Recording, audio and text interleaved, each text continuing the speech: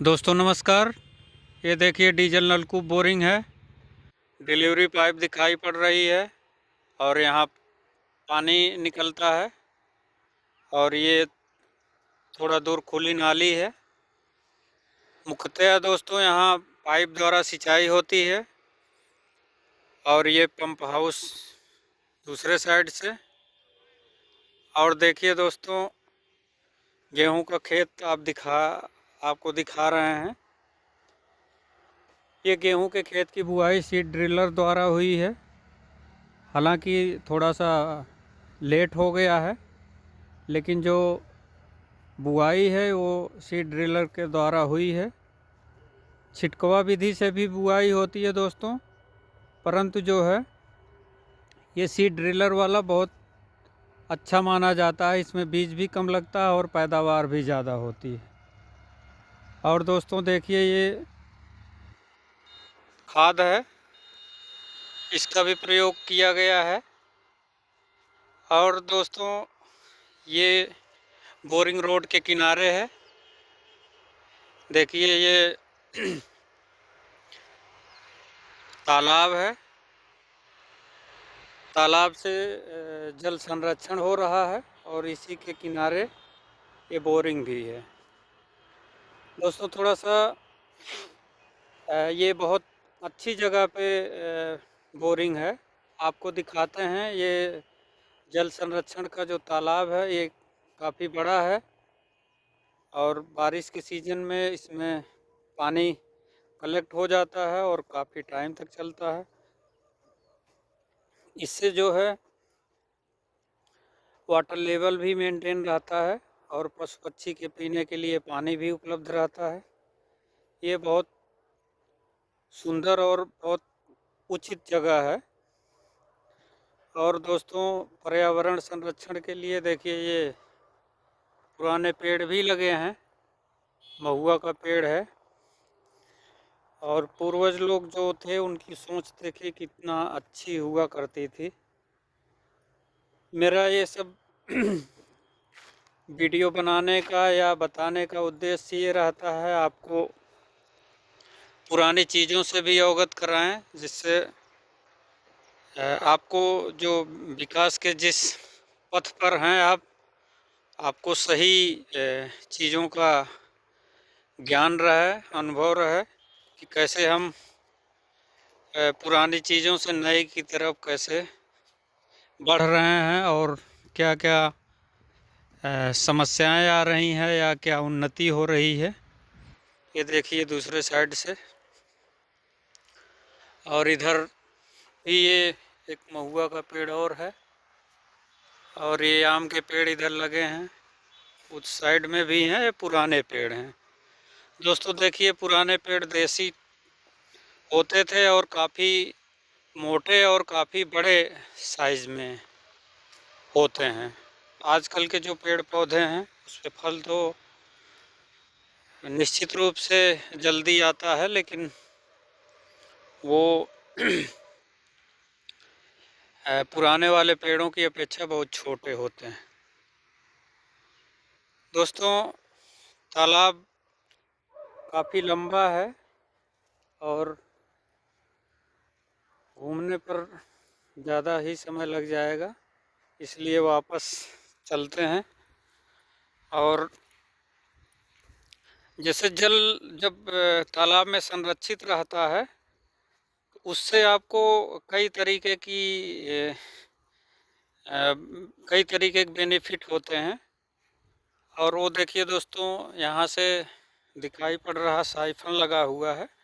जो बाहरी पानी है वो इसके अंदर आता है इनलेट टाइप से। अभी और नज़दीक से भी दिखा देंगे। इसमें दोस्तों मेरा ये उद्देश्य रहता है कि आपको सही चीज़ों से परिचित कराएं और प्रकृति के थोड़ा सा पास भी लाएं और जो प्रोजेक्ट है उसके बारे में भी आपको जानकारी दें। ये देखिए दोस्तों, ये भी गेहूं का खेत है। ये भी सीड ड्रिलर से ही बुआई हुई है और आगे तक है।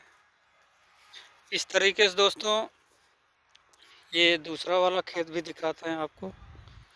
ये देखिए इधर भी है, ये भी सीड ड्रिलर से ही बुआई हुई है। सीड ड्रिलर वाली बुआई में जैसा कि मैंने पहले ही बताया है कि बीज भी कम लगता है और उत्पादन भी अच्छा होता है। अगला वाला भी खेत आपको दिखाते हैं। ये है दोस्तों अगला वाला खेत भी। इस तरीके से काफ़ी आगे तक बुआई का कार्य हुआ है। ये पहले दोस्तों नाली थी, इसी से सिंचाई होती थी। अब तो अक्सर प्लास्टिक की पाइप द्वारा ही सिंचाई हो रही है। और दोस्तों जैसे ये बुआई से पहले जो खेत की तैयारी की जाती है, इसको सबसे पहले हैरो से जुताई हुई, फिर कल्टीवेटर से जुताई हुई, उसके बाद फिर रोटावेटर किया गया है और उसके बाद लास्ट में सीड ड्रिलर से बुआई हुई। इसमें दोस्तों जो धान के पौधे की जो जड़ होती है वो भी मिक्स हो करके खाद का कार्य करती है। इसलिए ये तरीका जो है अपनाना चाहिए। पराली वगैरह जो जलाते हैं उसको जलाना नहीं चाहिए और बढ़िया ढंग से वो खाद का काम करती है। आप उसको जो विधि बताई गई, अगर उस तरीके से, थोड़ा खर्च तो अधिक आता है लेकिन वो खाद में मान के चलिए कि उतना कम डालना पड़ेगा। ये खाद का भी काम करती है। ये दोस्तों देखिए इधर भी नाली ये बनी हुई है, आगे तक गई है। हालांकि अब नाली का प्रयोग नहीं के बराबर होता है। और दोस्तों ये जो काफ़ी दूर तक खेत आपको दिखाई पड़ रहे हैं, इसी ट्यूबवेल द्वारा सिंचाई होती है। ये 110 mm PVC पाइप से बोरिंग हुई है। 80 फीट पक्का पाइप है, 10 फीट कच्चा है, कुल मिला के 90 फीट है। कैविटी बोरिंग है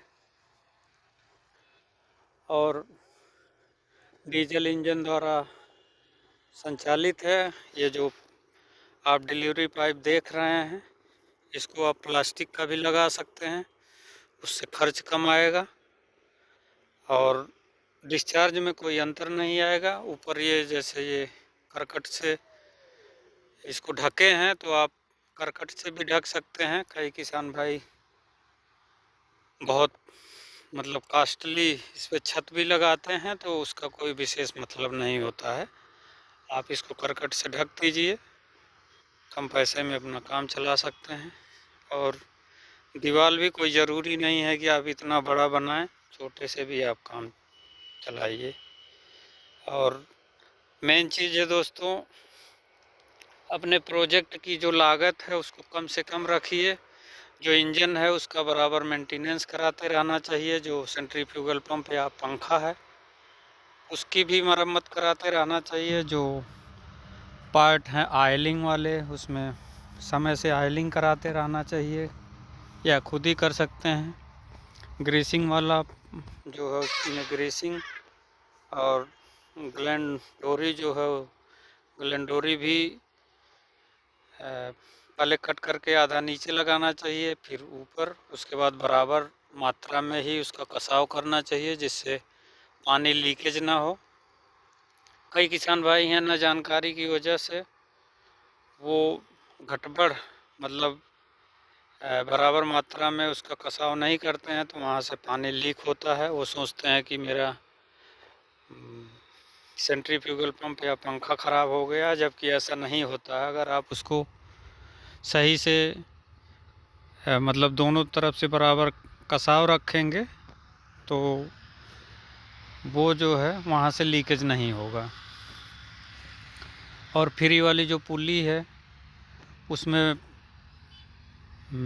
ऑयल डाल देना चाहिए जिससे वो बढ़िया से स्मूथली रन करती है। और दोस्तों जो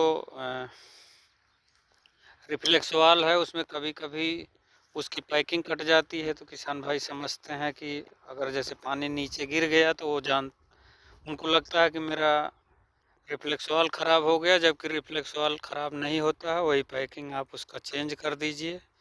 नहीं कर पाते हैं तो मिस्त्री से करवा दीजिए, और वो बहुत कम पैसे में ही काम हो जाता है।